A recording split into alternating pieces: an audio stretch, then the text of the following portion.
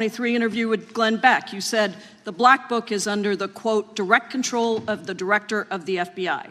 In December 2023, you said, let us know who the pedophiles are. Even for a short time after becoming FBI director, in February of 2025, you tweeted, quote, there will be no cover-ups, no missing documents, no stone left unturned.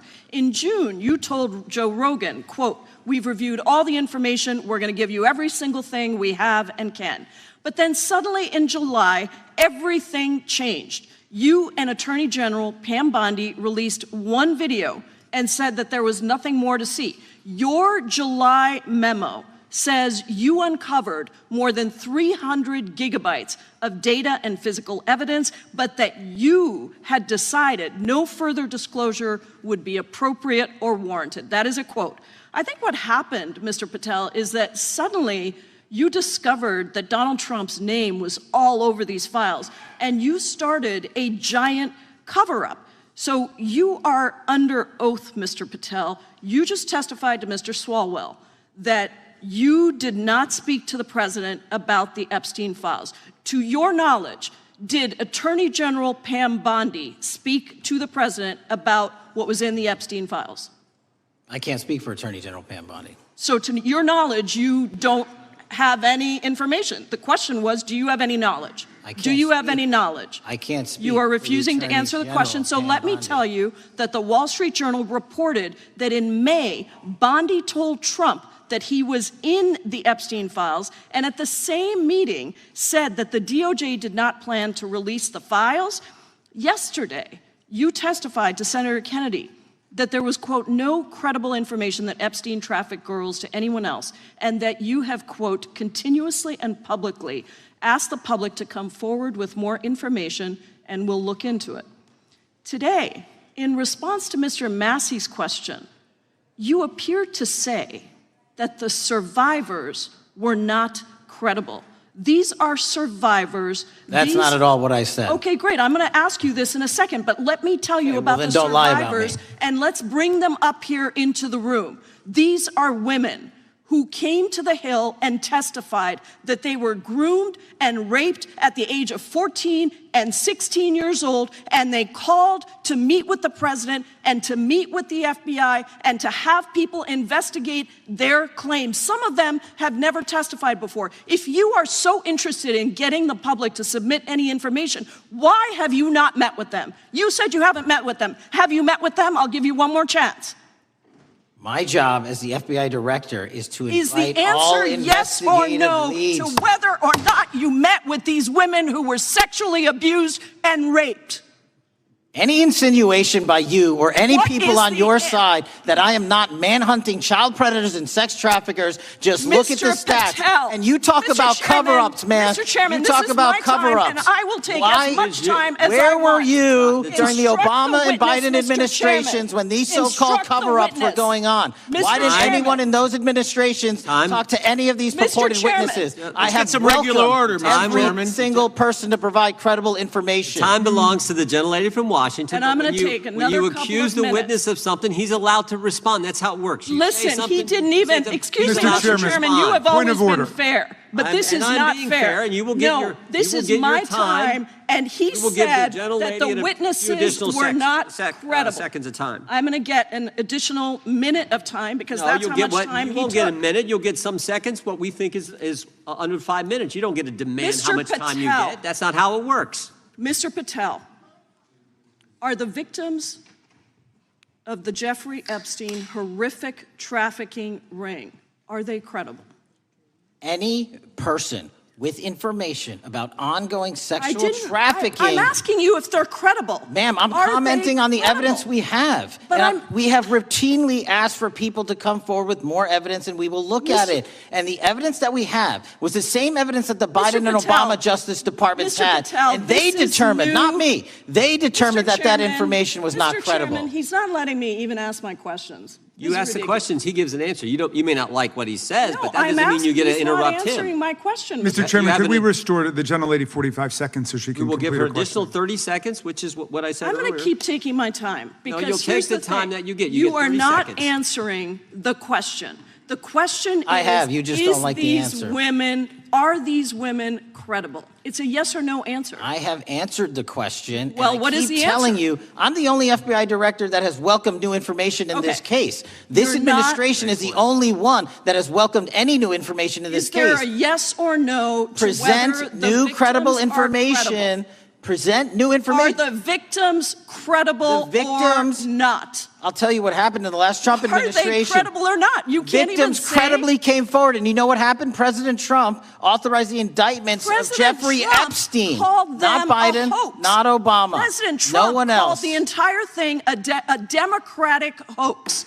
So I would like to ask the gentlelady's time has expired. I gave her the additional 45 seconds she requested. The gentlelady yields back. The gentleman from New Jersey is recognized for his 5 minutes. If you would meet with the women who were sexually abused and raped and groomed at the ages of 14 and 16 years old. Are you going to cover up? Are you going to continue to cover up for the rich and powerful men, including those that might be on this committee? I can yell too, Mr. Chairman, but I don't want to yell above this. The time belongs to the gentleman from New Jersey. I appreciate the gentlelady yielding back. Are you going to allow them to testify, Mr. Patel?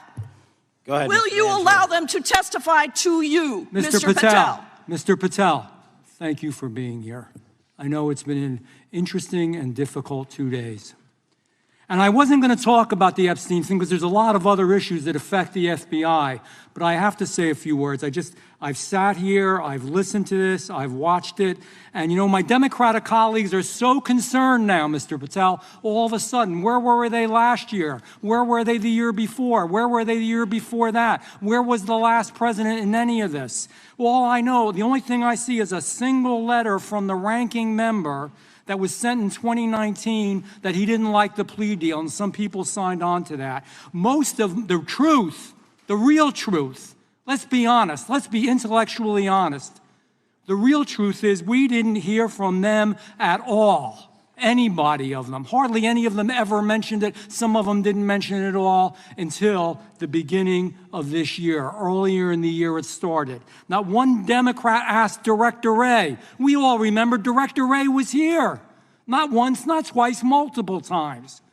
Nobody asked Director Wray about Epstein before this committee. Nobody was that concerned. Where was the concern for the victims then? Where was the moral righteousness then? Where was the outrage then? Where was the sense of duty then? Where was the desire for accountability then?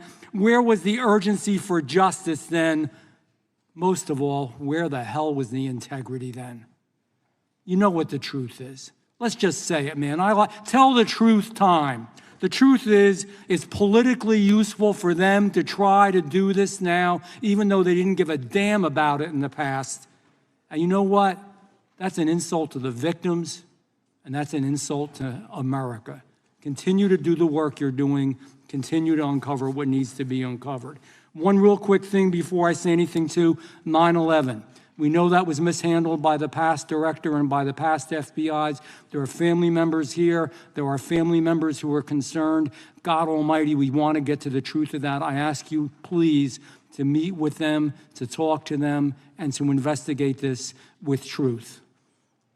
You know, in the Biden administration, we went through a very dark and difficult period of time. The FBI trust was broken with the people. Catholics were, this is the stuff we've been talking about, were labeled radical threats for praying in their churches with their rosaries. Parents at school boards were called terrorists for standing up for their children. Hindu holy men in New Jersey.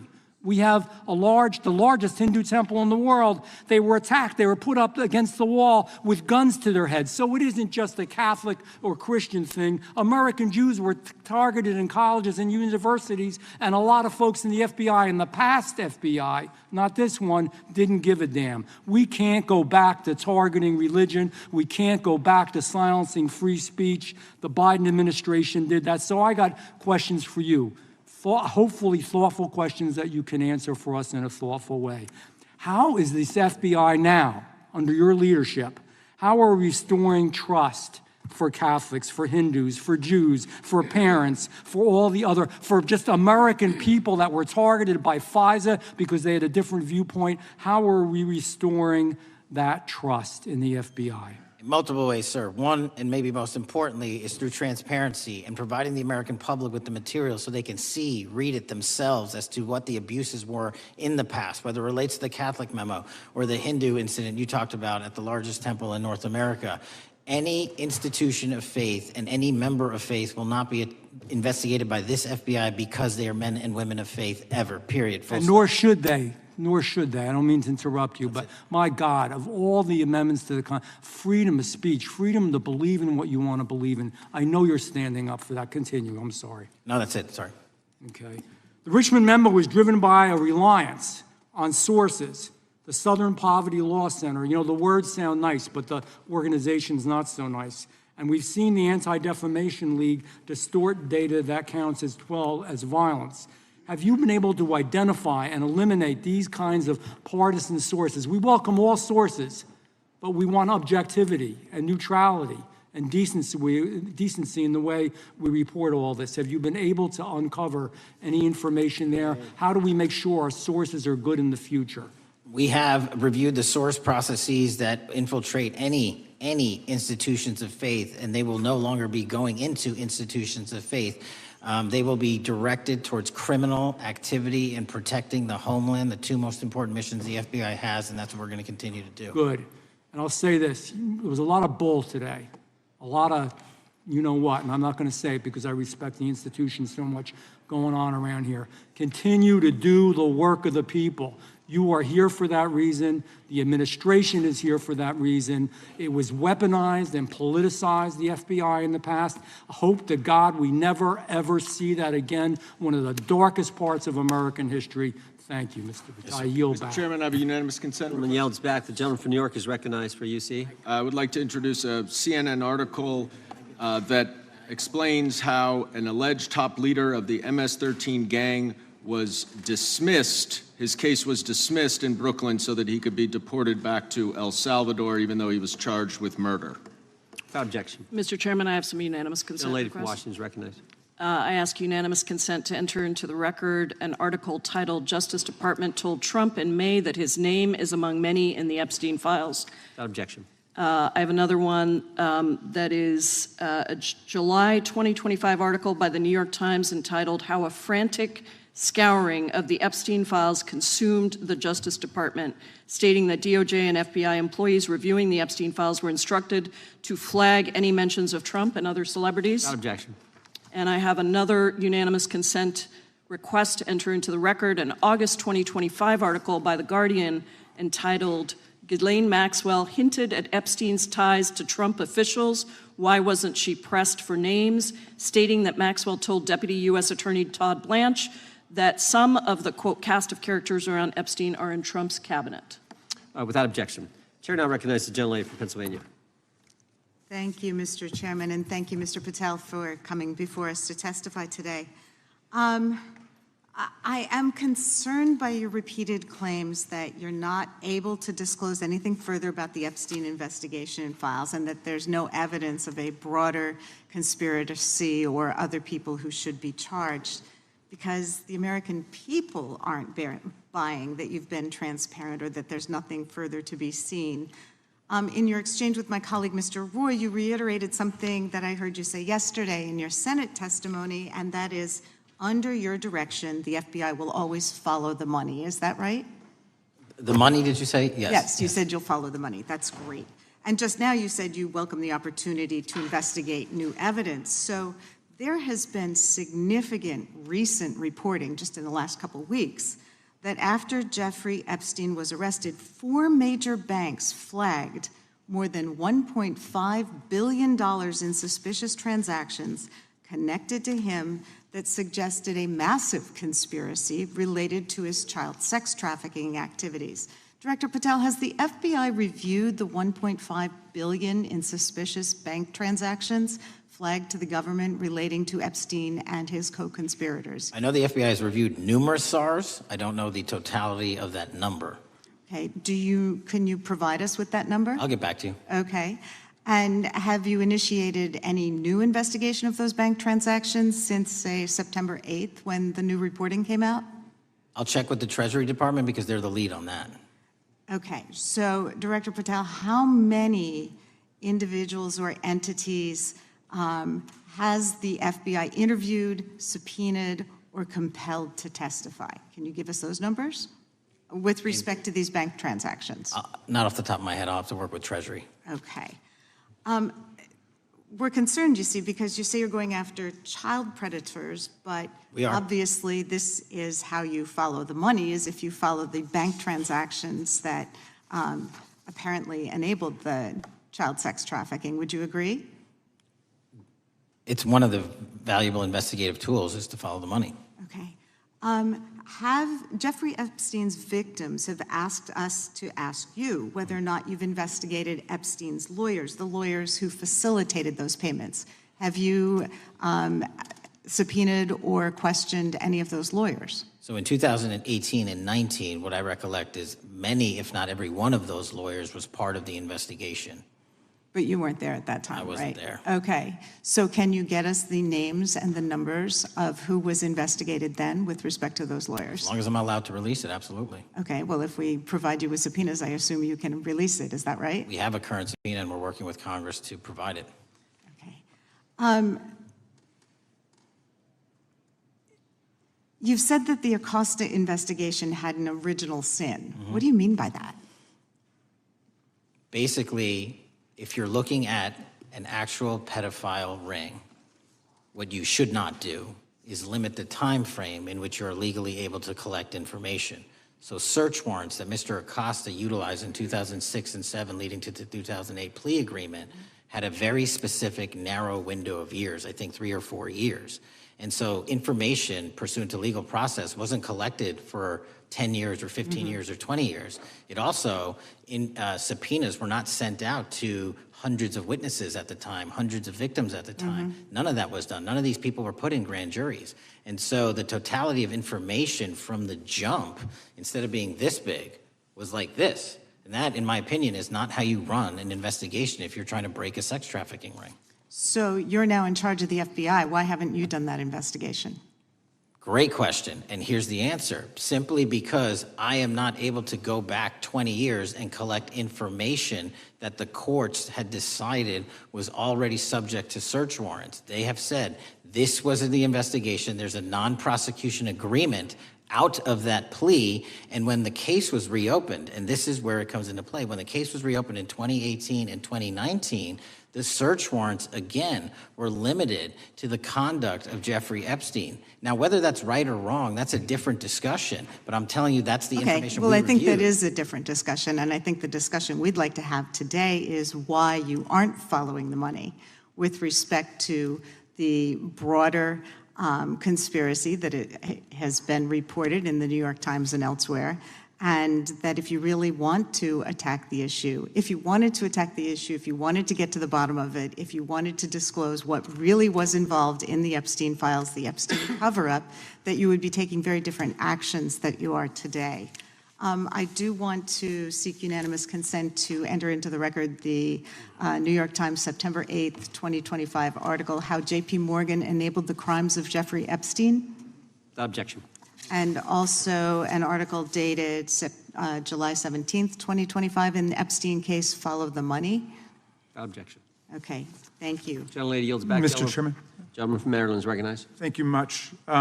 Pursuant to Clause 2K6 of Rule 11, I move that the committee subpoena the CEOs of 4 banks, J.P. Morgan, that's Jamie Dimon, Bank of New York Mellon, Robin Vince, Bank of America, Brian Moynihan, and Deutsche Bank, Christian Sowing, in order to get the suspicious transaction reports. These 4 banks have flagged to the government $1.5 billion in suspicious transactions related to the sex trafficking crimes and conspiracy of Epstein, Maxwell, and all of their collaborators. And as you know, Mr. Chairman, we got the SARS reports for Hunter Biden totaling around $20 million.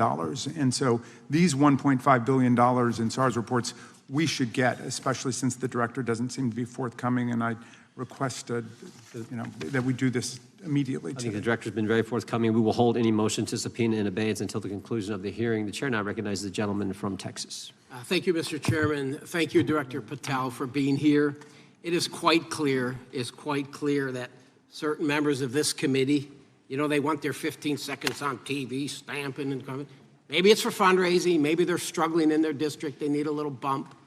But they turn a committee into a clown show, and that's what we're seeing. You're being unjustly attacked today. I watched the Senate hearings yesterday. You were attacked there. We know there's an agenda. There's always an agenda. It's the same characters with the same personalities, the same objective, and that is destroy the mega movement. You're being attacked, Director, is because you're effective. You highlighted what you've been doing in D.C. with the president in reducing violent crime. You're very effective. Another individual that was very effective with meaningful debate and dialogue was Charlie Kirk. And they killed him for it. Charlie Kirk was a man of faith. First and foremost, he loved his Lord Jesus. He loved his family. Beautiful wife, beautiful children.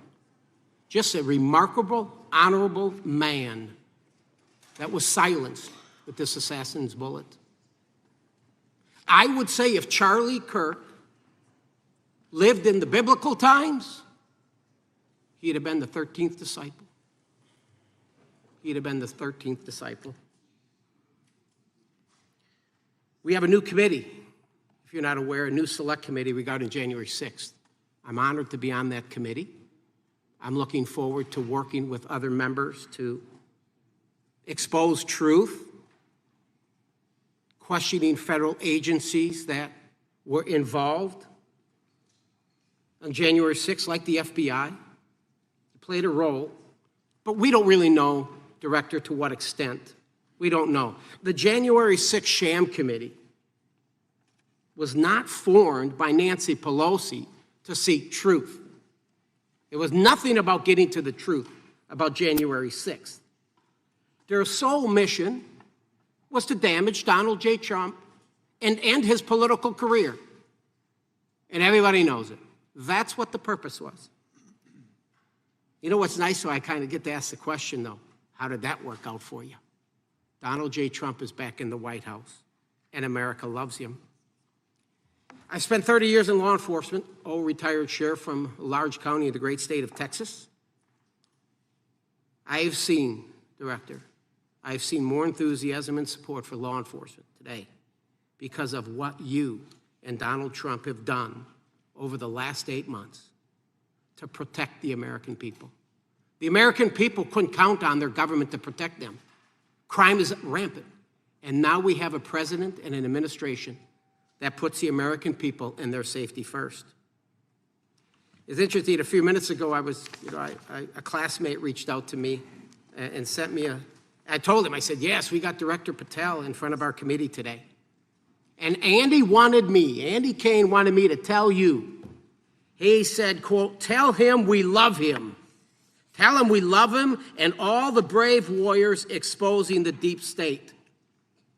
Cash, you're a great American, sir. You're a great American. Your work as the director of the FBI is commendable. It's commendable. And I want to thank you, sir. Thank you for your service. Keep up the good fight, brother. Don't let him tear you down. Keep up that good fight. You have it in you. With that, sir, I yield back. Gentleman yield to me.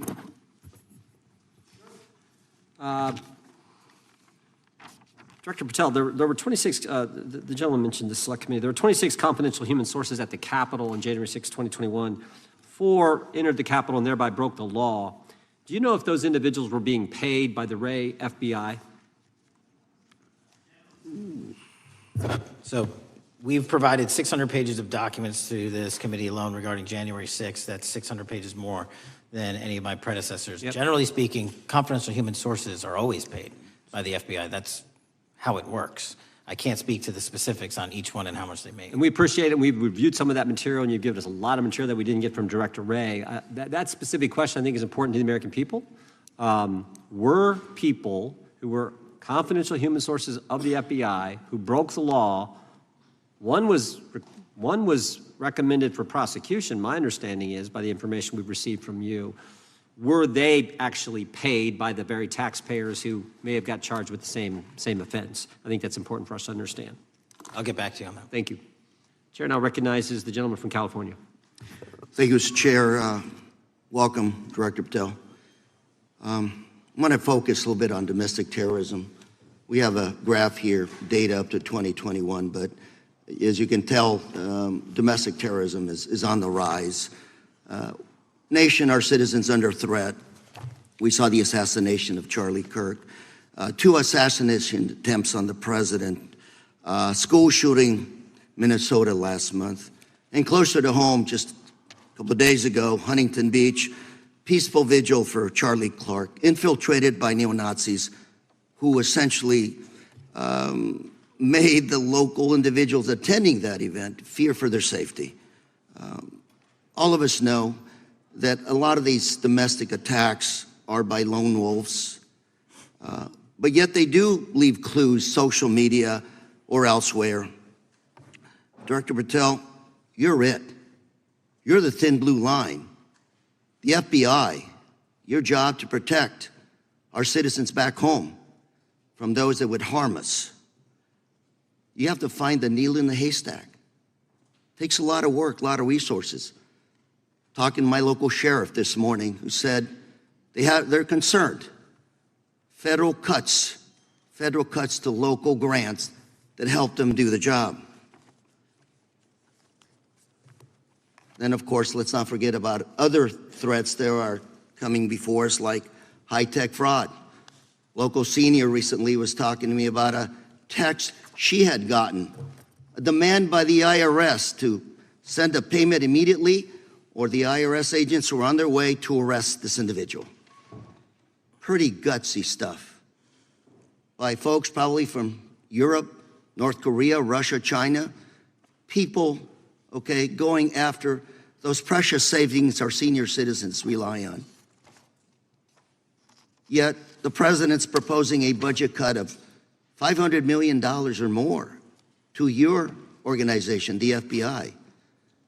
You've said that that'll essentially equate to about 1,300 less jobs at the FBI. So I'm going to ask you essentially, what is it that we can do to help you do your job? Little concerned. Friday night lights. One of the events I love to do on Friday nights, go to the local high school football game. Sit there at the stadium and you always say, what if? What if? You're the thin blue line. Can you do your job cutting $500 million from your budget? Thank you, sir.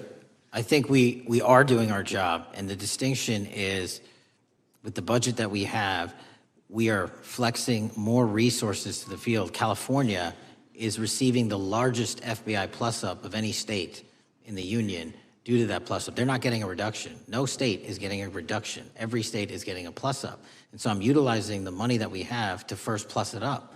And the empty vacancies that we have, those haven't been filled in years, not under my leadership. Here's my concern. You're going to do well, you're doing more with less, is what you're saying. Yet we're about to vote on a budget that has $88 million more to protect members of Congress, the executive branch, and the Supreme Court. There's a contradiction here. Back on Main Street, we're saying you can do more with less, you can protect them with less money, yet here in Washington, we're saying we need more money to protect members of Congress. It's a little contradiction here, or maybe, sir, you ought to talk to leadership about coming in with your management style to protect the Supreme Court, Congress, and the administration. Otherwise, it's essentially a hypocritical situation. We need more protection, yet folks on Main Street can do with less. My concern is folks on Main Street. We also were, I think we received over $300 million in the big, beautiful bill, and we're also receiving pots of money from our interagency, so this sort of $500 million cut isn't entirely accurate. You're still getting cut $200 million plus.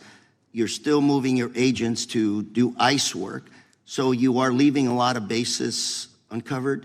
And I'm not going to be argumentative with you, Director Patel.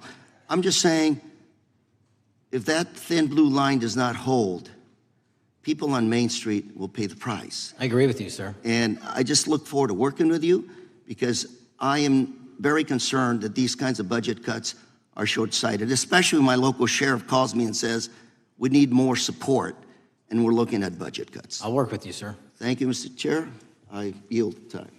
Mr. Chairman, I have another unanimous consent request. The gentleman yields back. The gentleman from New York is recognized for unanimous consent. I seek to introduce a December 2024 OIG report from the Department of Justice, which confirms the conclusion of the Bill Barr Justice Department that the so-called whistleblower, a disgruntled former employee of the Intelligence Committee, was not a credible witness, and there were no further actions taken. Without objection. Mr. Chair, I'd like to submit some items for the record. You bet. Gentleman from California. First one, Trump's deportation diverts FBI agents off child predator cases. Second one, FBI director backtracks on administration's proposed budget cuts. And number three, Trump administration says 70% of ICE detainees do not have criminal convictions. Without objection. Gentleman from Texas is recognized. Thank you. Director, earlier this year, the committee learned of new documents tied to the Crossfire Hurricane investigation and the Russia collusion hoax against President Trump. Your efforts in declassifying key documents tied to this investigation allowed the committee to acquire thousands of pages that it did not have previously. Did any of your predecessors make any effort to declassify these documents? Not to the extent we have. Did any of your predecessors share or leak any details that were classified at the time?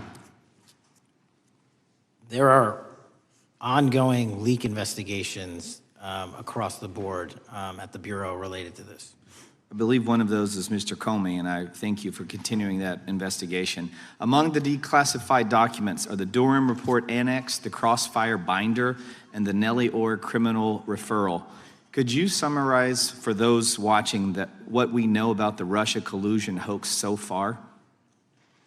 Well, sir, I think the record will speak that the Russia collusion matter was perpetrated by a political party to go overseas and obtain information from a foreign intelligence asset, only to have that information, which was demonstrably false, turned over to the FBI, who walked into a federal FISA secret court and asked for a secret surveillance court order and lied to the federal court, and we know that because someone was convicted of it, and only to surveil the political opponent. So that is a massive scandal. We helped expose it.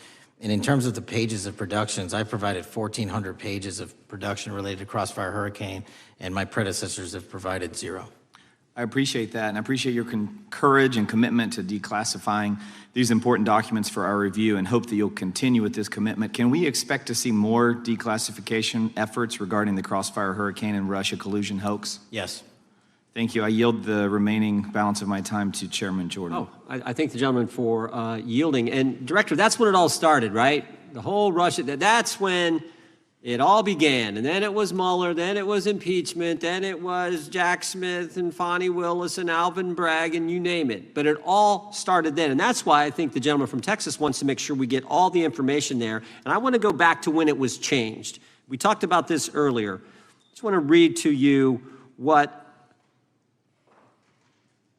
the CIA officer said to the House Permanent Select Committee on Intelligence, quote, Brennan refused to remove the dossier, and when confronted with the dossier's main flaws, he responded, yes, but doesn't it ring true? So that's what he initially said. And then when he was talking to this committee, he said the CIA was very much opposed to having any reference or inclusion of the Steele dossier in the intelligence community assessment. So on one hand, you got a witness who was there who said he refused to remove it even though he knew it was garbage. And then he's, on the other hand, telling the committee, no, we didn't want anything to do with it. It shouldn't have been a part of the intelligence community assessment, which we know it was. You know it was. You found that. Those are two entirely different stories. I think Mr. Brennan has some explaining to do, frankly, what happened there. And I think you said earlier that this whole thing, and I think you said to Mr. Gooden, this whole thing is being looked at as part of this grand conspiracy to undermine the president, whether it's Comey, Brennan, Clapper, former head of the Intelligence Committee, now senator from, whoever it is, that's all being looked at. Is that accurate? Yes, sir. Well, we appreciate that. And part of what's also being looked at, and I think the gentleman from Wisconsin brought this up earlier, what is a burn bag for, by the way? Generally speaking, the intelligence community obviously utilizes and possesses classified documents, but drafts of those classified documents and even ultimate finished products of those classified documents have to be recorded and or discarded. And if they are discarded, the only way we do that, the hard copies, is we literally put them in burn bags that are identified specifically for that purpose, and there is a very exact courier system in which those burn bags are obtained and the material inside is destroyed. So it's to get rid of the material, right? Yes, sir. And it looks like the annex that Mr. Durham in his investigation had was put into a burn bag by your predecessor, I assume, to be destroyed. Is that accurate? Without getting into the stylization of the evidence, anything that's put in a burn bag is for purposes of destruction. Do you find that interesting that the Durham annex was placed in a burn bag, that you would discover that when you took over as the head of the FBI? We found a lot of information in a lot of burn bags. Well, we appreciate you finding that. We'd like to know a little bit more about that, and we look forward to that information coming forward. And I appreciate the gentleman yielding. With that, we now recognize the gentleman from Colorado. Thank you. Thank you, Mr. Chairman, for holding this hearing. Thank you, Director Patel, for being here today. I have a couple of questions regarding a terrible shooting that occurred in Colorado, a state, as you may know, that I represent. You've testified previously about, I think, what you would describe as your efforts to provide more information regarding the investigation with respect to the horrific assassination of Mr. Kirk. And so, in that same vein, I'm hoping you can provide this committee and my constituents in Colorado with some clarity. Absolutely. I think, as my colleagues know, in Evergreen, Colorado, Jefferson County, a county that I proudly represent, at Evergreen High School, a shooter ultimately injured. 2 students were praying for their swift recovery. There's an article here from Colorado Public Radio. The title is, quote, FBI was already investigating an account that may have been linked to the Evergreen shooter. You're familiar with the circumstances generally, Director, regarding this terrible tragedy. Yes. So my understanding from the public reporting is that an organization reported to the FBI in July of this year regarding, just reading here from the article, that the FBI opened an assessment into a social media account user whose identity was unknown and who was discussing the planning of a mass shooting with threats nonspecific in nature. This is the FBI's statement to the press. And that the FBI continued to work this assessment investigation to identify the name and location of the user up until September 10th, 2025, which was the day of the tragedy.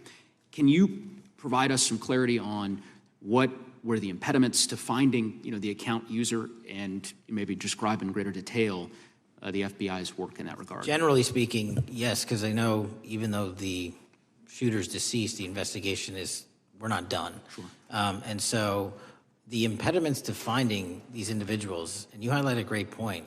We had 2 huge tragedies in the span of days in this country, the school shooting in Evergreen, Colorado being one of them. And proactively going out onto these social media platforms, which are so large, is our biggest impediment. And we need to rely on the service providers. There's actual legislation, I can't remember the name of it, that's up for renewal, which will, and I think at the end of the month, which gives service providers the ability to report that information in from their end without liability. We need that to continue, because while the FBI has so many people and the police are great at doing it, there's just too many platforms to cover down on. Well, I appreciate that, Director Patel, and I think we're certainly, I'm interested in continuing this conversation, because I think the reporting suggests that there's a pattern, and that ultimately, we want to make sure that law enforcement is able to prevent this kind of tragedy from happening in the future. I have a question. It's not meant as a gotcha question, so it just frame it there. But it is in regards to some reporting around a periodic transaction report that you had filed earlier, this year. So this is in July, pursuant to the ethical obligations as a senior executive official. You remember filing that in July? Yes. Yeah, so in that report, as best as I can surmise, you disclosed that you divested $100,000 or more in a variety of different stocks, which I presume was pursuant to the ethics agreement that you negotiated with the Department of Justice. In that same report, there's a disclosure regarding purchases of 2 different transactions. So between $15,000 to $50,000 in a national coffeehouse chain, and between $50,000 to $100,000 in a semiconductor company on May 9th and May 12th. Are those transactions that you're doing personally, or are these through a stockbroker? Or are these transactions that you're handling yourself? So how they happen is I submit proposals under DOJ guidance to say, hey, I would like to trade this or that, and they run their review, and the FBI runs a review, and then they come back and say yes or no, and then I make the transaction. Is there a reason that you decided to make the purchases into those two companies? Generally speaking, before I got this job, I was, trading stocks, but not a lot, like most people, and I just follow certain industries, and I thought they would be a good investment. So the reason why I ask, right, because you had divested in other companies, yeah. And I presume that wasn't because there were actual conflicts. It's just that you wanted to avoid an appearance of impropriety. It was both. Both, yeah. But not all of the companies were conflicts. Whatever they make divested from. I don't make the call, they make the call. Sure. Yeah. I guess my point would be, the reason why I ask is, why I said it's not a gotcha question, I have for years led an effort here in Congress to try to ban members of Congress, senior executive officials, from trading stocks. And it's bipartisan in nature. We're working really hard to get that done, Republicans and Democrats. And you can understand, I think, sure, given your role, given the nature of the position that you hold as the leader of the largest law enforcement agency in our country, that divesting entirely, not doing day trading now, I think would be something that would be in the interest of the American people. So I just would hope you would consider that, and that moving forward, that perhaps not purchasing stocks in individual companies, I would think would be something that would be worth pursuing. Gentleman's time is... I'm happy to give the witness an opportunity to answer. Thank you. I'll work with you on it. Gentleman from Alabama is recognized. Thank you, Mr. Chairman. Thank you, Director Patel, for being here today. Newly declassified documents confirm that the intelligence community under President Barack Obama knowingly relied on unverified and fraudulent evidence to manufacture a false claim that Russia, in fact, meddled in the 2016 election. Is there more to be done to uncover the depths and origins of the Russian collusion hoax? There is, and we're doing it. Why should Americans still care about that, Director Patel? Everybody wants to talk about a weaponized bureaucracy.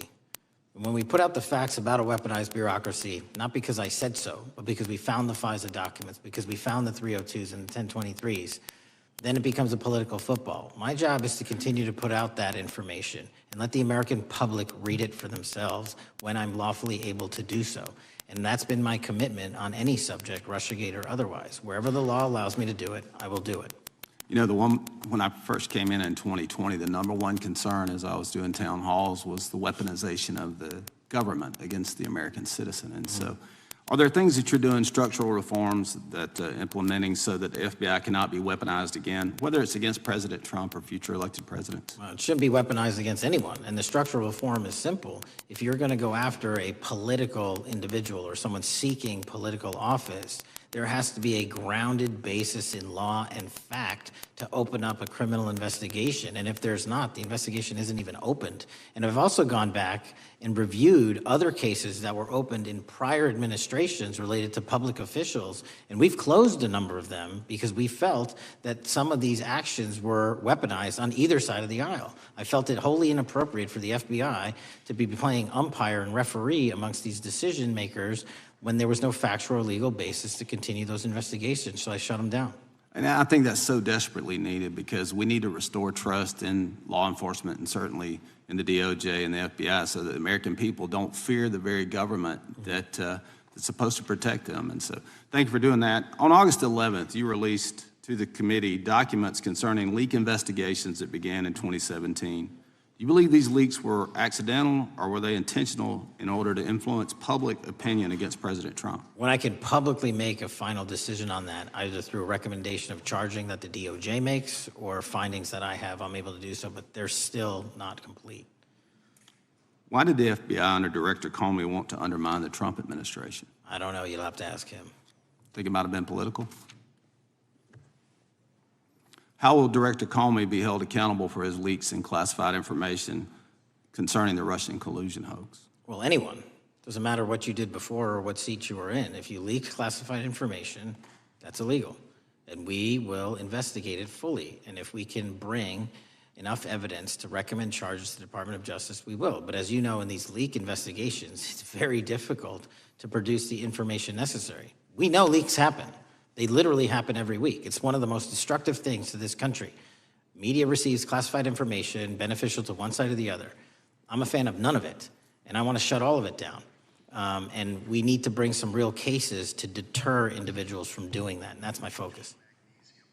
What was Comey's role in creating the ICA? Speaking from my memory, as the head of the FBI, he was charged under then Director Brennan and Director Clapper and the other IC elements to come in with the NSA, CIA, FBI, and ODNI and put together a collection of information on how the information sort of surrounding Russiagate came together. So he represented the FBI in that. Was former director of CIA, John Brennan, he's denied that the Steele dossier was used in creating the ICA. Is that true?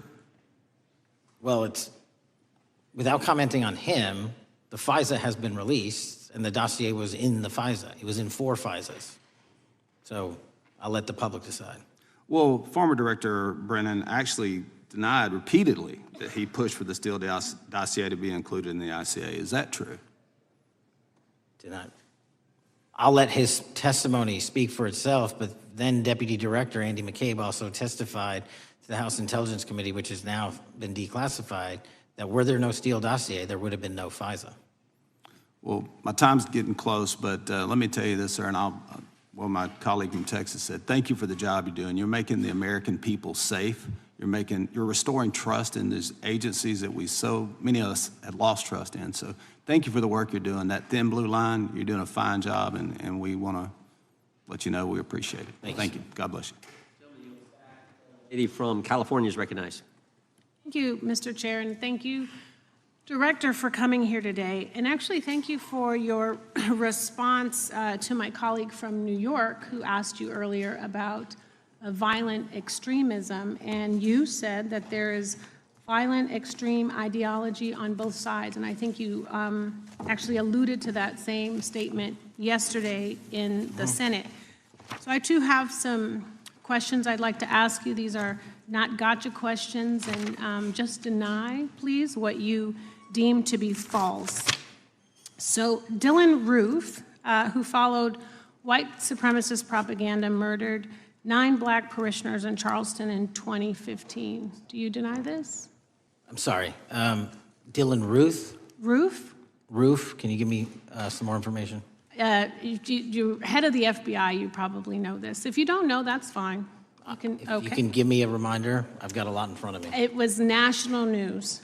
Robert Bowers murdered 11 Jewish worshipers in Pittsburgh in 2018. I do remember that. And it was the deadliest anti-Semitic attack. So do you admit that that happened? Yeah, I'm not saying the other thing didn't happen, I'm just asking for a little information. Patrick Cruces, who posted a manifesto about a Hispanic invasion, walked into a Walmart in El Paso, Texas in 2019 and began firing. He murdered 23 people that day, and the youngest was 15. Do you admit or deny that that happened? I'll take your presentation as accurate. All right, well, I have to say all of these cases have been adjudicated. As I said, they are not gotcha questions. These incidents were national news. And as director of the FBI, you have access to all of this information. So in 2022, Peyton Grendon walked into a supermarket in a black neighborhood in Buffalo, New York, and started shooting. He murdered 10 people that day.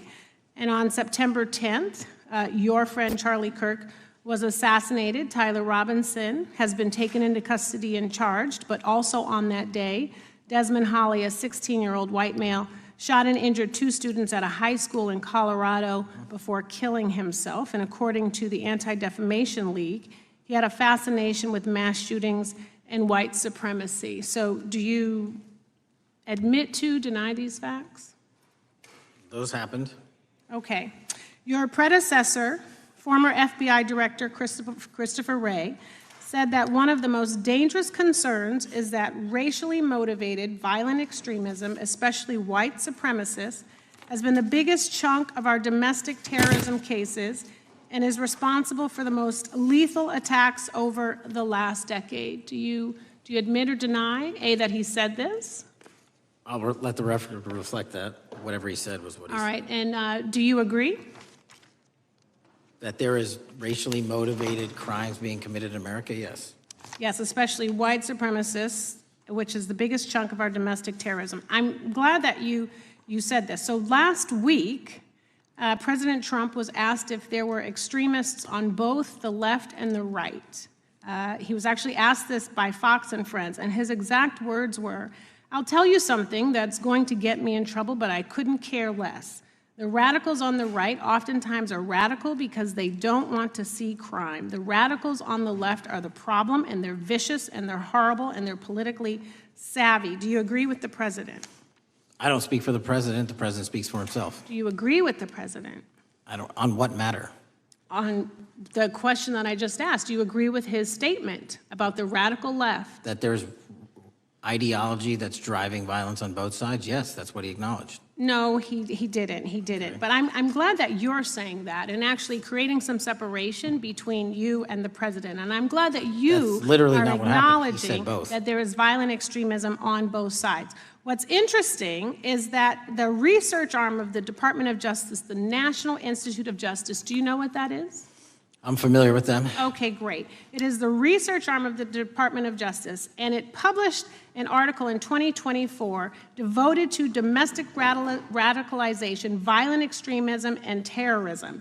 I have it. It's interesting that it's no longer on the website. It has been scrubbed, but I ask these questions because what makes a strong, qualified director of any business, of any household, of the FBI, what makes a reputable prosecutor is not lapdog loyalty, but a commitment to the creed that evidence is agnostic and that the evidence will lead you to making the right decisions. And your job, no one's job is to like the data or the evidence, it is to collect it.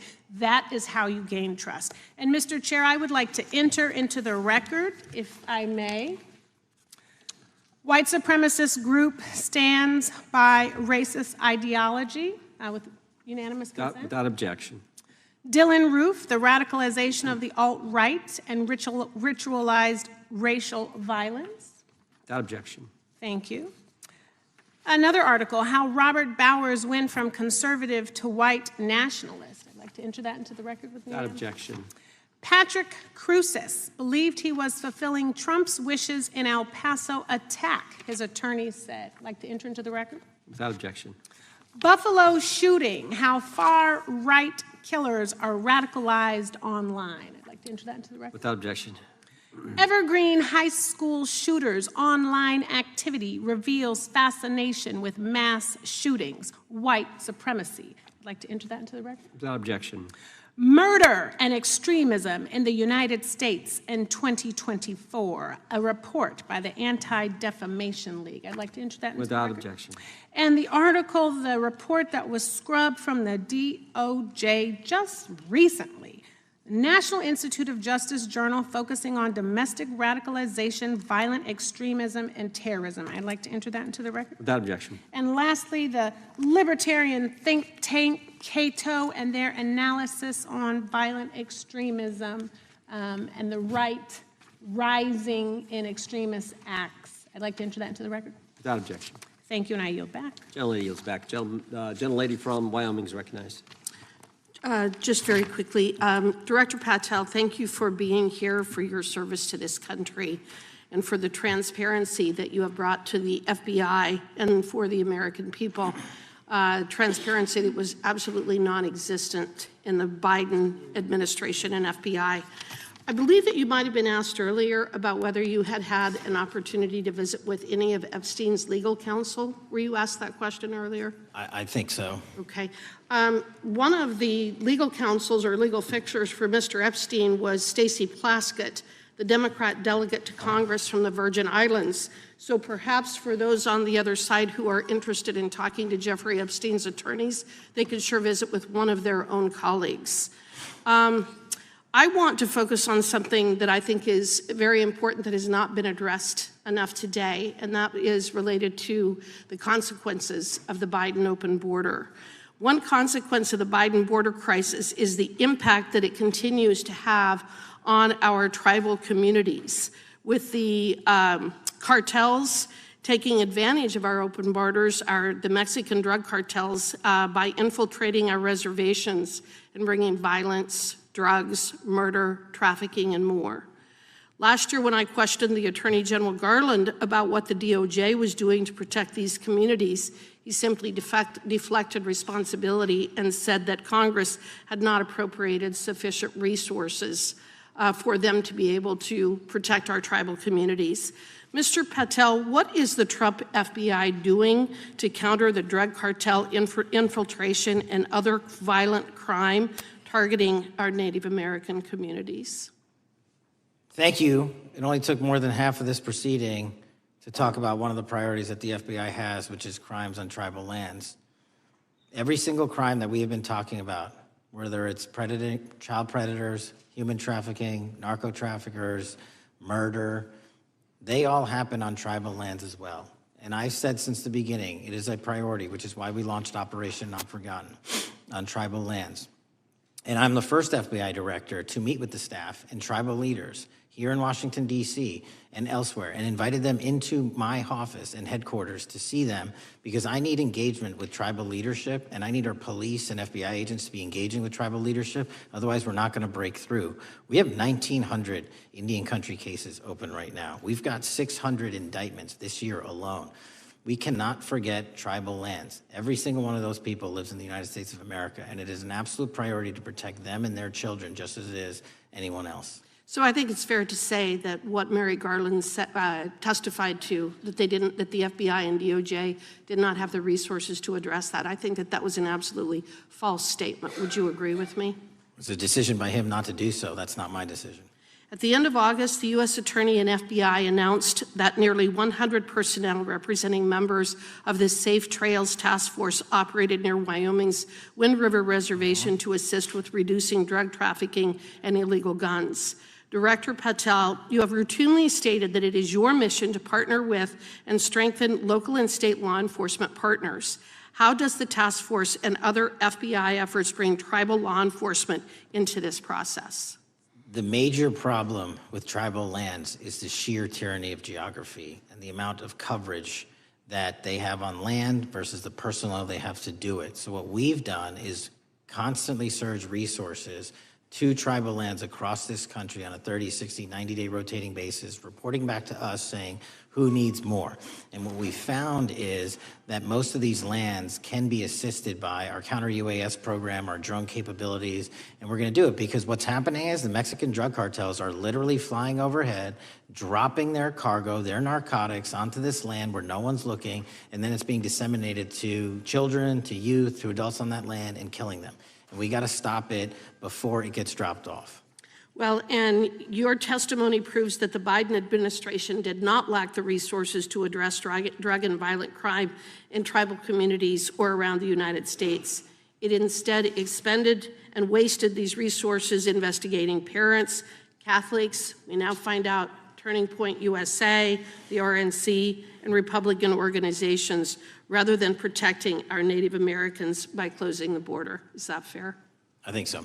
Wonderful, thank you. And I do appreciate the work that you've done in this regard. I was previously the chairman of the subcommittee on Indian and Insular Affairs with the Natural Resources Committee, and safety and security on our reservations and for our tribal members has been one of our priorities, one of my priorities, and I very much appreciate the work that the FBI has done. Let me know if there's anything else I can do to help you, and with that, I yield back. I will, ma'am. Gentlelady yields back. The gentlelady from Georgia is recognized. Thank you, Chairman, and thank you for coming in today, Mr. Patel. In the past few months, the country has experienced a string of horrific, high-profile attacks that have been motivated by racial hatred or political ideology. Shooter attacked the CDC headquarters, firing hundreds of rounds and killing a police officer. An arsonist set fire to the Pennsylvania governor, Josh Shapiro's residence, with the governor and his family actually inside. Minnesota House Speaker Melissa Hortman and her husband were assassinated earlier this year. Clark and Charlie Kirk was murdered last week. Bomb threats have been made against HBCUs and the DNC, and just the list goes on and on.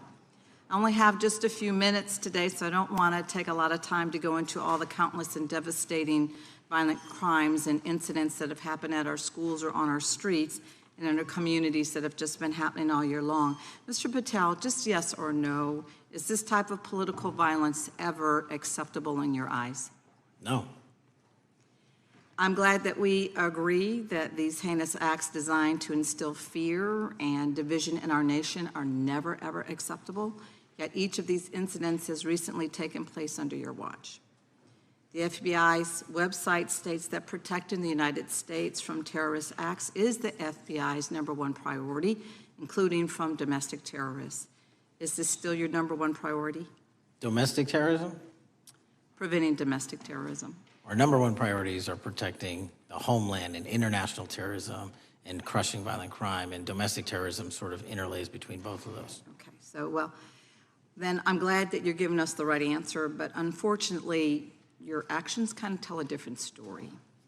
Earlier this year, you granted the ranks of the FBI's Domestic Terrorism Operations Section. This is the section of the FBI that is most directly responsible for addressing political violence in our country by preventing attacks from occurring and effectively responding to them if they do. The agents in this section are the ones who stopped an individual stockpiling weapons, who planned to attack schools and churches in Florida and seized bombs made by an ISIS sympathizer in New Orleans.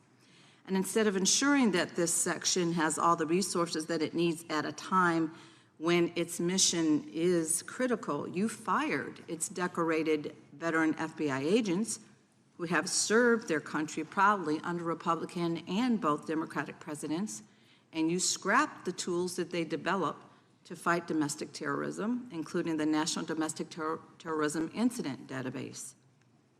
I mean, most of that is just not true. We have 1,700 current DT managed programs. We're up 300% in the amount of cases we brought against nihilistic, violent extremists, including 764, wishing to harm our children. The FBI and the men and women are getting after that problem set more than ever because I've unleashed them to do so. And any insinuation that these tragic occurrences across the country are somehow singularly my fault or disgusting because that watershed goes down to the men and women at the FBI, Mr. and Patel, they are not responsible for it. I'm happy to work with you to get them what they need. Gentlelady controls the time.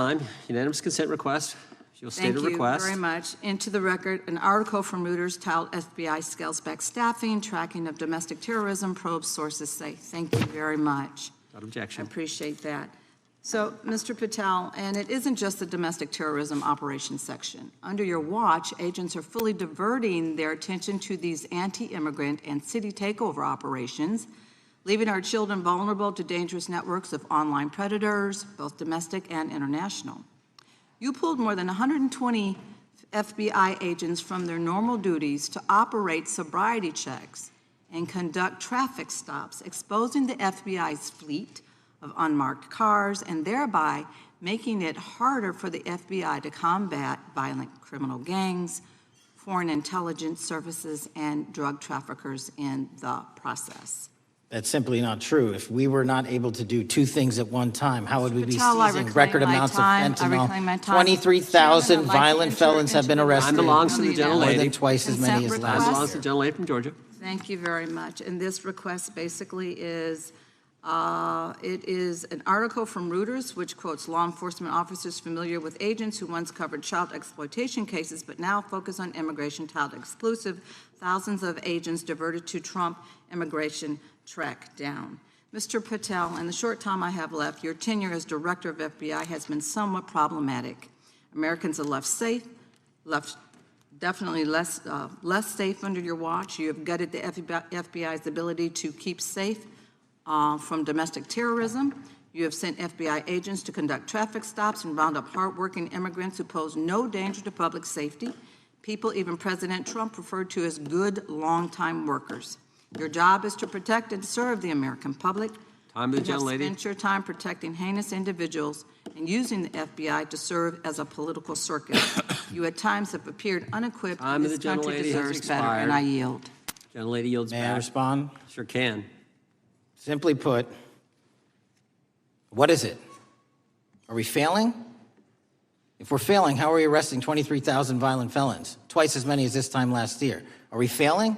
Because if we're failing, how are we seizing 1,500 kilograms of meth, 25% increase from last year? Are we failing? Because we captured 4 top 10 FBI most wanted from around the world in 7 months. That's more than the entirety of the last administration. Are we failing because we put 1,500 child predators in prison? Are we failing because we dismantled 300 human trafficking networks? Which is it? You don't like me, that's fine. But don't you dare disparage the men and women of the FBI that are producing record results in historic fashion to protect this country. They are kicking ass for America, and they're going to continue to do so. And we appreciate your leadership. The gentlelady from Florida is recognized.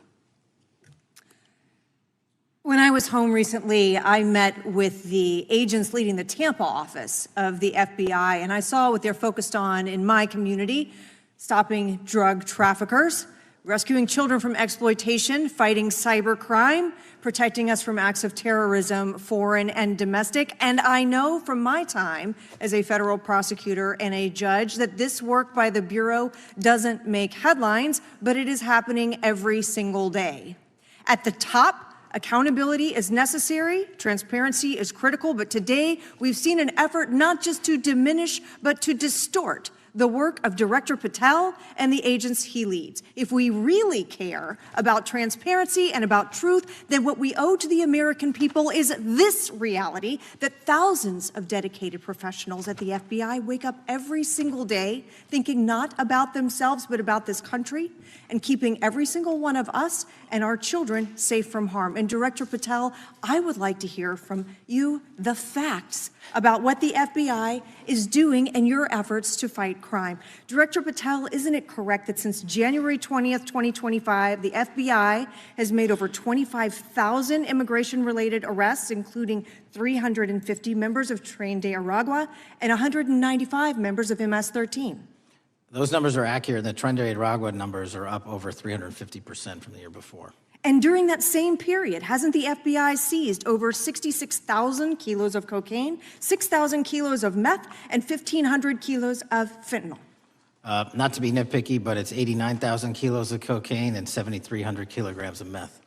And isn't it also true that the FBI Tampa Division's Panama Express Strike Force specifically seized nearly 67,000 kilos of cocaine valued at more than $1.6 billion from illicit maritime vessels? One of our best operations out of the Port of Tampa, and I was down there in South Florida when Panex did their work. Director Patel, since October 7th, 2023 Hamas attack, the FBI has been a co-leader of the Joint Task Force October 7th. Isn't it correct that this task force is actively working to bring justice for victims and to prevent terrorist infiltration at our borders? Yes, ma'am. Since January 20th, hasn't the FBI arrested 59 foreign intelligence operatives for spying or smuggling dangerous material into the United States? Yes, we have, and that's on track to be more than 25% than ever before. And the FBI has also been leading operations against major cyber threat actors, including those from Russia, China, Iran, and North Korea. Isn't that right? A 17% increase from year to date last year. Director Patel, the FBI's child exploitation task forces continue to investigate predators who target children online and across our communities. How significant is that threat today, and what results have you seen under your tenure in bringing these offenders to justice? We have, under Operation Grayskull, dismantled dark web units that are operating online, not just in the United States, but across the world, to do our children harm. We have taken into custody more suspects than ever before on those who seek to harm our children. That is what the men and women of the FBI do, and that's what they're going to continue to do. Those are the real results when you let good cops be cops, and when you let us get on these platforms and expose them to the public and show them the harms of these predators on these online gaming systems and social media systems. And we need more help from Congress to allow us more authorities to do that work. The FBI laboratory manages the Combined DNA Index System, or CODIS, which compares over 25 million DNA profiles and aids more than 125 investigations each day. Director Patel, why is this important to law enforcement nationwide? All of law enforcement relies on our CJIS operation out of West Virginia. And what that does is allow 19,000 agencies to come in and say, hey, does this guy have a criminal history? Hey, is this an illegal firearm? Do we have a DNA hit like we did in these recent assassinations? That's what the FBI brings to bear, because local and state law enforcement agencies just don't have that capability, and we're doing it 24/7, 365. CJIS does not close for 1 minute. In your testimony, you noted that the FBI has ongoing counterintelligence investigations into China, Iran, and Russia across all 55 field offices. Why is it essential to maintain that scope of coverage, and what success can you point to in disrupting nation-state actors? Our biggest threats involving nation-state actors are the PRC, Russia, and China, and they are up 33%, 83%, and 60% respectively in arrests alone this year. Those nation-state actors wish to do harm in our infrastructure, our critical infrastructure system, our energy, our water supply, and also go after and target individuals and senior citizens and take their money through online pig butchering schemes, which we've exposed in Cambodia by way of the CCP. This is groundbreaking work that the American public should be seeing that their FBI is doing, and I'm happy to have the opportunity to report on it. Thank you, Director Patel. I yield back. Gentlelady yields back. The gentlelady from Mr. Chairman, I have a couple.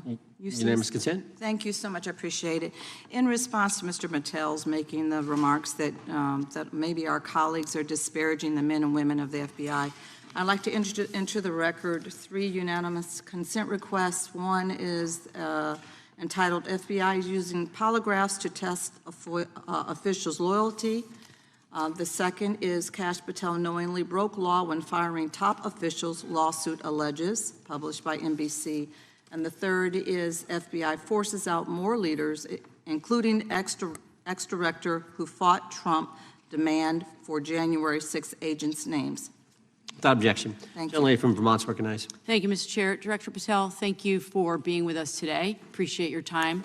Let me say at the top, political violence should have no place in this country, and I strongly, unequivocally condemn the killing of Charlie Kirk last week. And this is exactly the kind of case that warrants a swift and thorough investigation by the FBI. What shouldn't be happening, however, is this administration's seeming attempt to exploit Mr. Kirk's death within minutes of this horrible, horrible assassination, dividing us even further without knowing enough about the killer's complicated, confused political ideology and the extent of his motivation. And this week, Vice President Vance claimed that this is, quote, an extremely destructive movement of left-wing extremism, and said that, quote, it's part of the reason why Charlie was killed. He pledged to go after organizations on the left. But Director Patel, it was just 3 months ago that Melissa Hortman, the Minnesota House Speaker, and her husband, Mark, were shot to death in their home in the middle of the night by a self-identified right-wing extremist and Trump supporter. When that assassination happened, the FBI released a written statement denouncing the killings and pledging to hold the killer accountable. And I thank the Bureau for that. It was clear, concise, to the point. But when you compare that statement to the over 50 mentions of the Charlie Kirk killing and just 4 for the Hortmans on accounts affiliated with the FBI and your personal account, it appears to many Americans that you're valuing some lives more than others, and that's painful. And this is what I'm hearing from my constituents, so I just want to convey that to you. And the Vice President didn't even call on right-wing organizations to tone down their rhetoric after that horrific killing in Minnesota, and he never once spoke about dismantling conservative institutions. This week, when the president was asked by a reporter about Speaker Hortman, he claimed he didn't even know who she was. One of the most high-profile assassinations of an elected official in recent memory, and the president claims to know nothing about it, hasn't even heard of it. It was absolutely devastating for her colleagues and for her family. And I think we all can agree in this room that we have to stop this political violence. So my first question to you is, Director Patel, what is your plan as director of the FBI to turn down the temperature, especially in light of the fact that it seems like members of the administration are reacting to political violence based on party affiliation? What's your plan? I can only speak for myself and the FBI. And what we are doing is, I think I mentioned earlier, we're following the money, because whatever attack you are describing, and they are all despicable, equally so, People need money to operate. People need money to conduct these attacks, to conduct these investigations. And so what we are doing is finding the people that supported this infrastructure system, because even when you say there's a lone, quote unquote, lone wolf actor, he's not truly a lone wolf actor. Something happened along the way. I agree. And so can I just because we have such little time, are you making a commitment right now to follow where the evidence goes in Absolutely. investigating whether it's violence on the left or the right? Because over the last 10 years, when you look at the ideology, I want to follow up on what my colleague from California said. When you look at the data, you look at the Anti-Defamation League data, 96% of ideological motivated killings were committed by the right wing. When you look at the Institute of Justice report that she cited, it's 5 times the number that 5 times the number of far-left extremist incidents are perpetrated by far right. And it's been reported, and she mentioned this, that as of September 12th, 2025, just 2 days after Charlie Kirk's killing, that the DOJ removed that report from the DOJ website. That's why Americans are concerned that there seems to be a separate system of justice, that if you are a Republican and you are attacked, you will get the full weight and authority of the FBI in this administration. But if you are somebody serving in the Minnesota State Legislature and you are assassinated in your home, that the response is different. And I think to ignore the threats from the right or try to do a both and when there are multiple instances when it's overwhelmingly coming from the right, this is a disservice, because Americans want to know that whoever they are, whatever their political affiliation, that the response is going to be the same, and it is going to be done with the same diligence. And I'm wondering if you will commit to me right now that you will be a voice right now standing up to those voices in the administration that are adding to the violent rhetoric right now. That's what I'm asking you. Will you commit to this? Time of the gentlelady has expired. The gentleman can respond. My voice will be through the investigations that the FBI conducts, and we will conduct them all lawfully and equally. Can we expect in the future that your tweets in related to one killing will be the same level of concern? The gentleman from Texas is recognized. Thank you, sir. Director Patel, thank you for being here today, and most importantly, thank you for restoring trust and faith in the FBI, which has been severely eroded under the Biden administration. Thank you for your service and your continued service in this capacity. On April 7th, 2025, Charlie posted on X, "Assassination culture is spreading from the left. 48% of liberals say it would be at least somewhat justified to murder Elon Musk. 55% say the same about Donald Trump. In California, activists are naming ballot measures after Luigi Mangione. The left is being whipped into a violent frenzy and set back. Whether losing an election or losing a court case justifies a maximally violent response," end quote. And unfortunately for Charlie, that reaction also came when they couldn't win a debate on a college campus. You cannot be intellectually honest and say that this problem is on both sides. It's not just what happened to President Trump, it's also what just happened to Charlie. And we've gotten to a point in America where violence is encouraged. When you have a former president of the United States that opens up his campaign in 2019, that's Joe Biden, by saying that his opponent is a, quote, existential threat to this country, Houston, we have a problem. People that you disagree with are not existential threats. They are not Nazis. They are not fascist. They are not racist. They are not deplorable. They are not irredeemable. They are your fellow Americans who have a different perspective on how government should run and what government should look like. Whether or not we should have strong sovereign borders, whether or not we should have safe communities, whether or not we should have places to worship our God and not worry about being shot, whether or not we live in communities and cities that are not overwhelmed by drugs and crime, whether or not we have 2 genders, and whether or not we have common sense in our policies and our values. And people that believe these things are not existential threats. I happen to be one of these people that believes all of the above, and as someone that served this country in combat, I can assure you I am not an existential threat to this country because I swore to protect her. I also want to point out, how many cities have you seen burned to the ground since Charlie Kirk's death? 0. No summer of love, no riots, no nothing, no looting, no killing, none. We simply gathered and prayed for his soul, his family, and this country, because that's exactly what we represent. And while we might be angry, this righteous anger will carry on Charlie's message and legacy. I want everybody to know something very simple.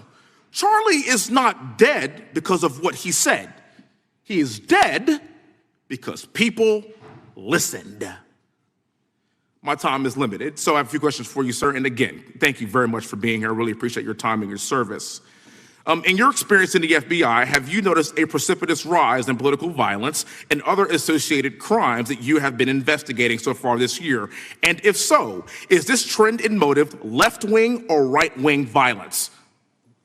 I can always speak generally, sir. There is too much political violence, and it has been a precipitous rise on too many fronts. How do we solve this? We solve this by giving the FBI more authorities to go into and work with the private sector. There are too many online platforms. There are too many social media platforms. There are too many gaming platforms.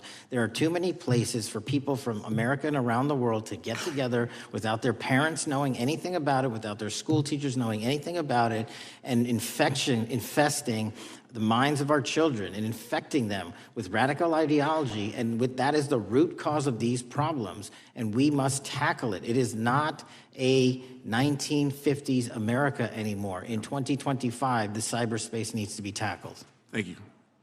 Switching gears, when your predecessor sat right there in that seat a couple of years, last year in a committee hearing, I asked him a very detailed question about Matthew Thomas Crooks, the shooter responsible for the assassination attempt on President Trump's life.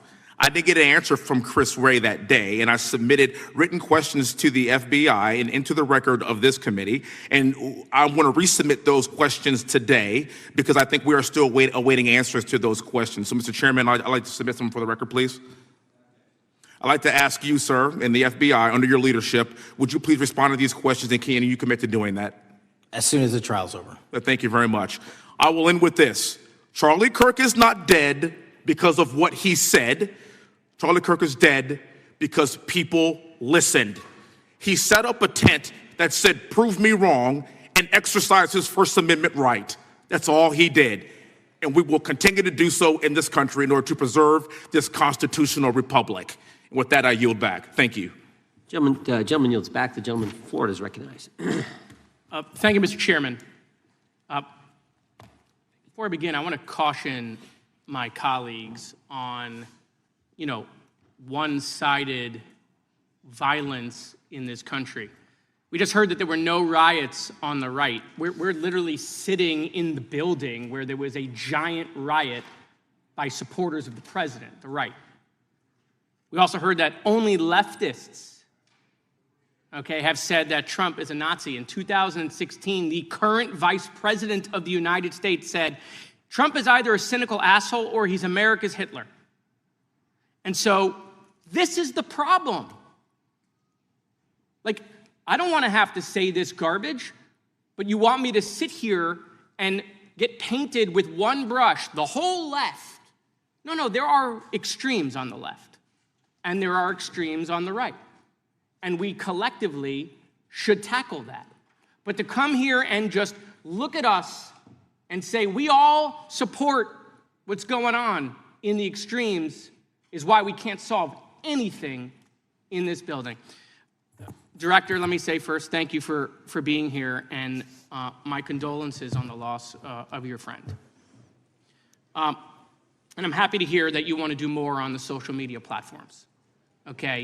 It's crazy what's going on the social media platforms. There are so many conspiracy theories on what's going on with Charlie Kirk. Israel assassinated him, right? There are conspiracy theories about your personal social life all day. It is totally rampant. Big names on the right, Candace Owens, right? Talking about how what's been released as far as the dialogue between the perpetrator and his roommate is manufactured by the FBI, manufactured by the administration. It is totally rampant, allowing foreign governments to just perpetrate these platforms, all of these bots, all of the time to weaponize Americans. You see what's going on here? This is a byproduct of all of that. What's going on in the streets is a byproduct of all of that. What's happening is you see people celebrate Luigi Mangione is a byproduct of all of that. And so if we want to do something, then we should talk about Section 230. We should talk about how we're going to make sure that we don't let foreign governments poison our children's mind. And so I will work with you on that, Director. I'll work with you on 230 any day. No problem. So now, that was the good part. I want to take your attention back a second, okay? Breaking news. Kash Patel is nominated to be the FBI director. Dan Bongino is nominated to be the number 2 at the FBI. MAGA celebrates, rejoices, bells are ringing out. The team, Patel, Bongino, that sought out every podcast microphone to talk about the Epstein list. The names are finally going to get released. It begins. They produce white binders. Phase 1 with the podcasters. This is not actually one of them, of course. I made this. Your name's on it, right? And the names are going to come out. Pam Bondi says the list is on her desk. Then a memo comes out all of a sudden and says, there's no list. Oh, no. No phase 2. Phase 2 binders never happen. You said the conspiracy theories around Epstein just aren't true. They never have been. And yesterday, in an answer to Senator Kennedy, you said the FBI is not in possession of any credible evidence that Epstein trafficked girls to anyone but himself. So according to your testimony yesterday and in this committee, according to the evidence the FBI has, the number of names on the list are 0. No, zero. The index has been released, and the number of people involved in that trafficking operation were charged in 2018. Other than Epstein and Ghislaine Maxwell, your testimony in the Senate and here is that according to the evidence you have, the number of other names is 0. That were charged based on credible evidence. Well, who are the other names? Give me the other names that weren't charged. We are not releasing the names of anyone because the Department of Justice never does that of anyone that didn't have any credible information to attack them. Let me move forward. The president has, you've seen the picture of the woman's body with the writing and the president's signature. The president says that's not his. Mm-hmm. Okay? President says it's not his. The Republican colleagues say it's not his. The administration say it's not his. Will you be opening up an investigation into the Epstein estate for putting out a fake document with the president's signature linking him to the world's largest pedophile ring? Will you be opening that investigation into that? On what basis? On what basis? They literally put out a fake document, according to the president, with a fake signature. It's a forgery of the president of the United States signature. That's the basis. Sure, I'll do it. Okay, I look forward to that investigation. Am I over? Thank you, Mr. Chairman. I appreciate your diligence. Gentleman's time has expired. Chair now recognizes the gentleman from California. Director Patel, as you know, my state, California, is home to the worst public infrastructure failure in U.S. history, known as California High-Speed Rail, although the name is probably a misnomer. Earlier this year, I joined your counterpart at the Department of Transportation, Sean Duffy, doing a compliance review of the federal money the state has received, and the outcome was that the state has not complied with the terms of its billions of dollars in funding because it hasn't actually built anything. And so that federal funding has now been cut off, but a lot of us in California still have questions as to where all the money went. We're 17 years in to this project, and absolutely nothing has been built. Not a single bit of track has been laid. There are no stations. There are no passengers. And the plan initially was to have the whole thing, LA to San Francisco, done by 2020 at a cost of $33 billion. Yet here we are in 2025, nothing has been built. And according to the New York Times, the project won't even be completed this century, and the total cost is now estimated to be over $130 billion. So I just wanted to ask you, do you think this is something that bears scrutiny, or can you confirm whether there's any kind of investigation going on at the FBI? The FBI certainly can't investigate incompetence, but the FBI certainly can investigate and does investigate waste, fraud, and abuse. And so if we have any information that indicates that that happened in this situation or anything else, we'll look at it. Thank you very much.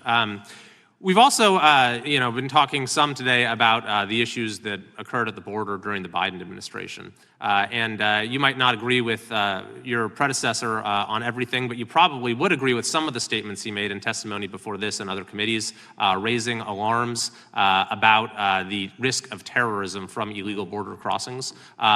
Since becoming director, have you gotten some insight into how well calibrated those warnings were, and what is the status of that risk now?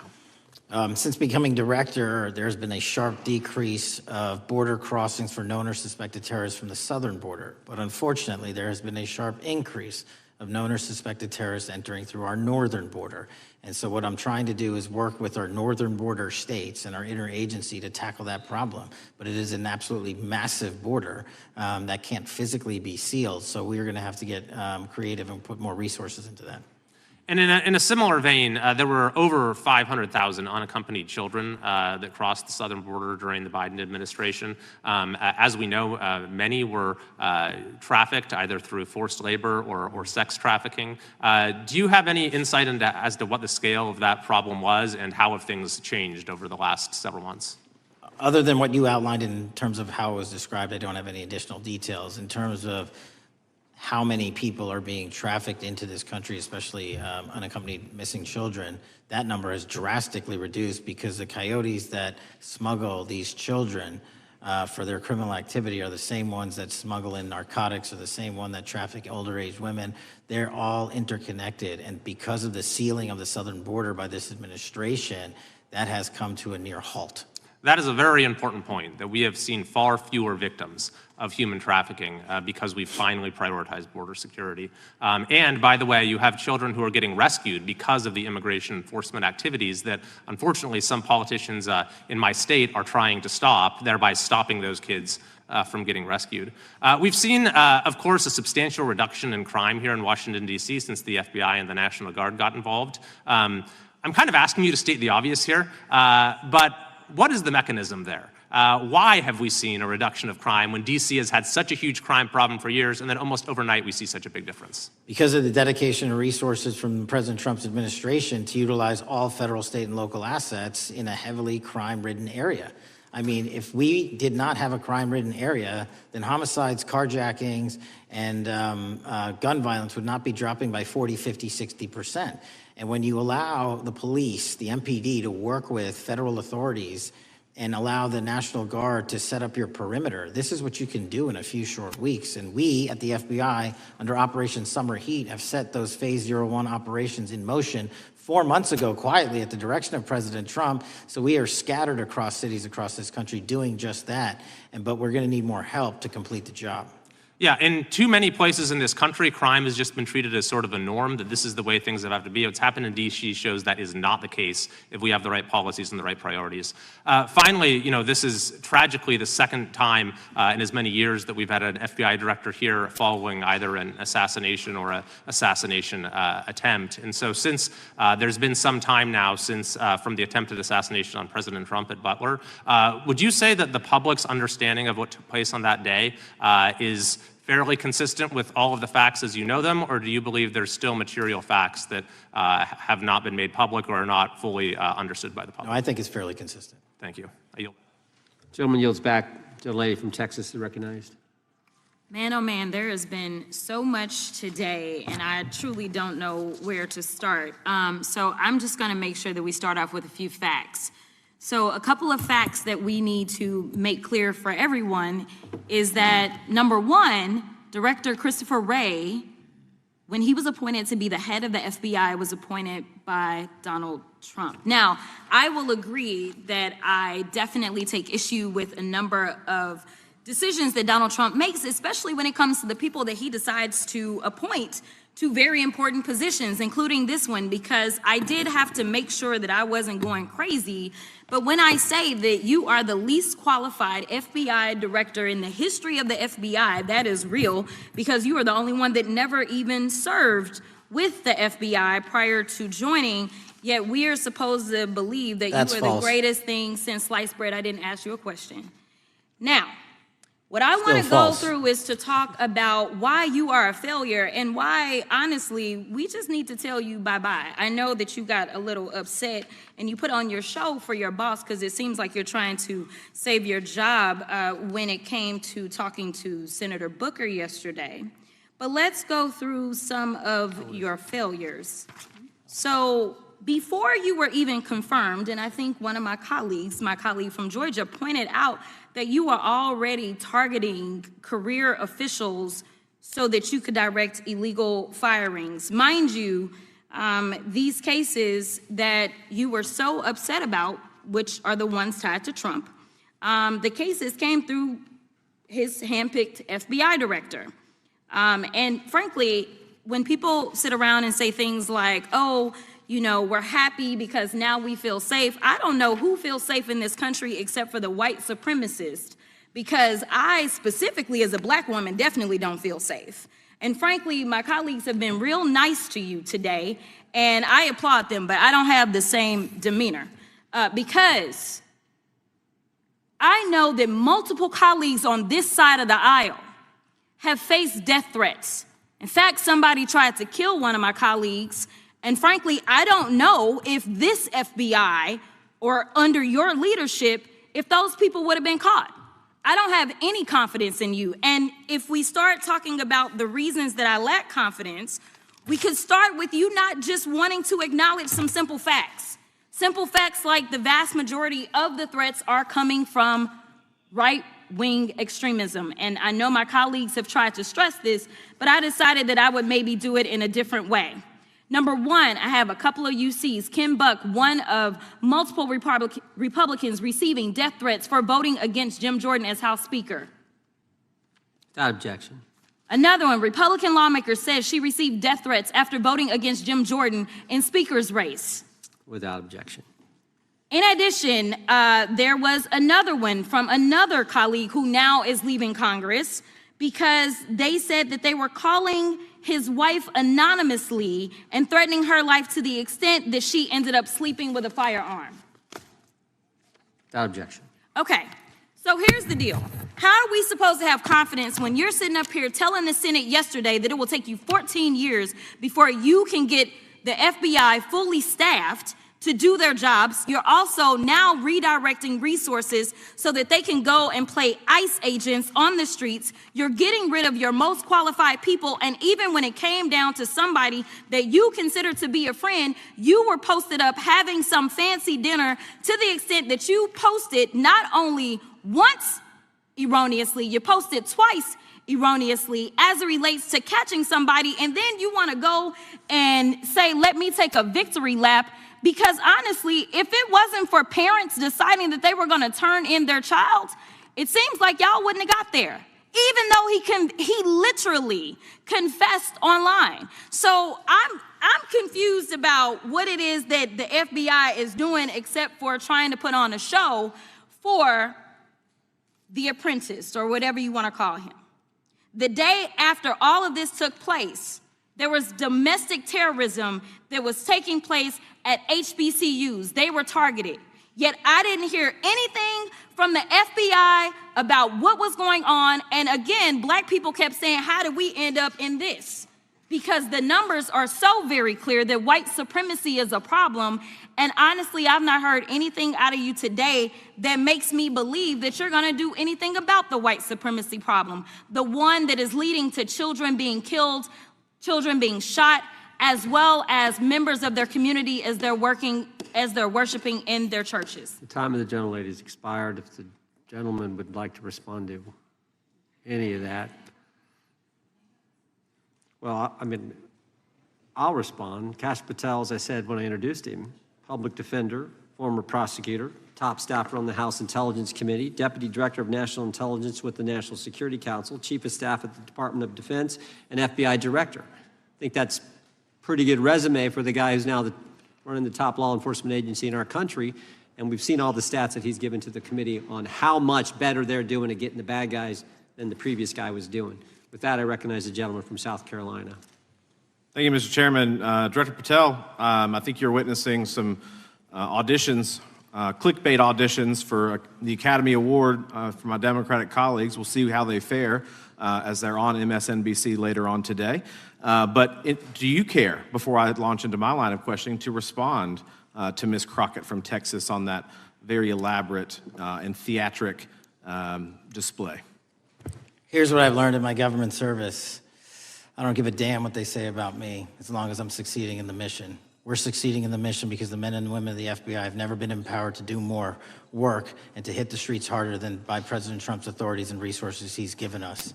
And so all I care about is that we are capturing more child predators than ever before, taking more drugs off the streets than ever before, that we are capturing murderers at a significantly historic rate, and we're delivering this country the lowest murder rate in recorded history. That are facts that you cannot dispute. But you can come at me all you want. I don't care. Thank you, Director, for that, and we appreciate your service. We appreciate the results speak for themselves, I think, pretty plainly, and your commitment not only to results, but to transparency, so we do appreciate that. Director, who was John Durham?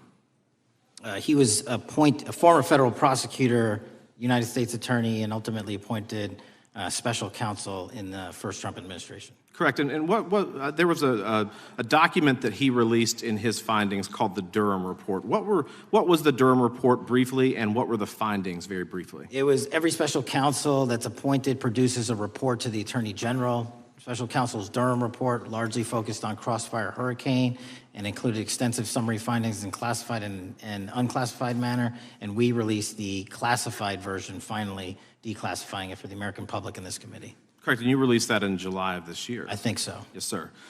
Isn't it true that in the classified Durham Annex, as it's referred to, that in 2016 the Obama administration obtained intelligence information from a source contained in two separate memoranda, one in January of 2016 and one in March? The two memoranda described confidential conversations between DNC Chair Debbie Wasserman Schultz and two individuals from the Soros Open Society Foundation. Isn't that true? As written in the report, I'll let her speak for itself. In the Durham Annex in January of 2016, the memorandum noted in part that President Barack Obama intended to scuttle the FBI's investigation into Hillary Clinton's private email server and mishandling of highly classified information during her time as Secretary of State. Isn't that found in the report? I believe so. Isn't it also found in the report that in March of 2016, the memorandum also included references to the same Obama effort to shut down the Clinton investigation, but additionally outlined a plan to falsely connect Trump to Russia? Isn't that in the Durham Annex? I think it's in more than the Durham Report, but yes. The memo also stated in part that, quote, the Democrat Party's opposition is focused on discrediting Trump, among other things. The Clinton staff, with the support from special services, is preparing scandalous revelations of business connections between Trump and the Russian mafia. Isn't that also found in the now unclassified Durham Annex? I believe so, sir. According to the Durham Annex, based on analysis and translation of the intelligence, FBI analysts believed that special services could either mean the FBI or CIA, or the Trump dossier author Christopher Steele. Isn't that in the Durham Annex? I believe so, sir. When the Obama administration received intelligence in March of 2018, Fusion GPS was preparing open source opposition research regarding purported ties between Trump and Russians. The research was paid by the Clintons campaign and the DNC. Isn't that open source and also in the Durham Annex? I believe both. Okay. And so also in the Durham Annex, which I found interesting, was the potential campaign plan was shared with high-ranking career officials at DOJ. Isn't that in the Durham Annex? I believe so, sir. The Durham Annex describes that in July of 2016, emails allegedly between Leonard Bernardo, senior vice president of George Soros' Open Society Foundation, included data providing specificity on the Clinton plan in an attempt to smear Donald Trump by falsely linking him to Russia. Isn't that in the Durham Report? I believe so. And so, briefly, this additional evidence that you've unclassified and released to the American public, what does that purport to show or augment about the Durham Report that you can share with the American people? Put simply, that the FBI was weaponized. Against a political campaign. Yes, sir. Thank you for that, Mr. Chairman. I yield back. Gentleman yields back. The